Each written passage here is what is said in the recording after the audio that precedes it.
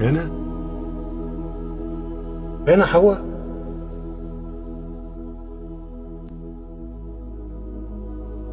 مش انت قلت لي؟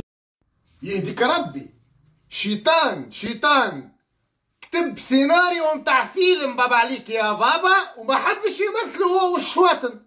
مشى لمصر قالوا له ليه؟ هوليود بوليود كوريود لا، وين لازم يمشي حسب رايك انت؟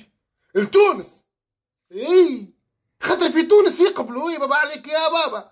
وحاجه اخرى تحاروت لك مخك، تحاروت لك شو كلام زايد، لا تحاروت لك مخك. الممثل هذايا حفه هذايا في خطاب على الباب، هذايا حفه الفوقاني هذايا يودي كيفاش حطيتوه هكاك وعدو فلو في السماء في السقف. يديك ماذا تريدون ان تفعلون يديك ربي وانا نجم نعاونكم بابا عليك. وانا ما نعطيش نحبوا التفاح. ها جينا مره بعد قديش ناكل كعبه بوصاع من دار الجيران. ما يحبش التفاح ويسرق في البوصاع من دار الجيران. كانت فما جيران قبلك انت يديك ربي ولا بعدك ولا كيفاه؟ مالا شنيا هذيك اللي بحلهوني كان تاكلش تفاح؟ ها وانت شو داخلك تحكي تعملوا شنيا هذيك وتفاح وهو شكون هذاك اللي ما نشوفوش فيه؟ ماذا تفعلون؟ قال لي اجا امشي معايا كل تفاح باش تولي، ما قلتليش باش تولي عندك حاجات هكا كي تفاحات وتجي تعمل لي هكايا وكل.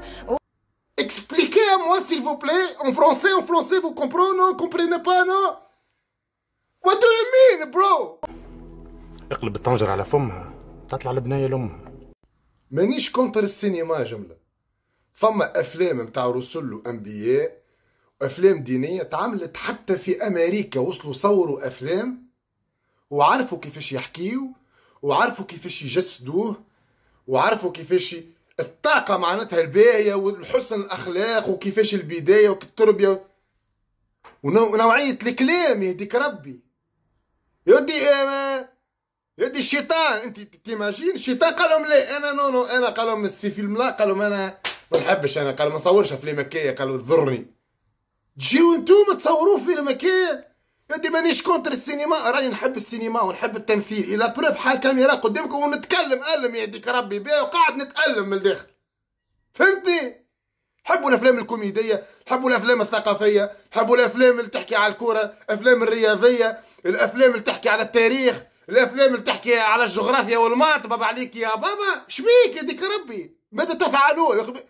ما تقدوهوش اوش بابا عليك يا بابا، ما تكونوش كلهوش.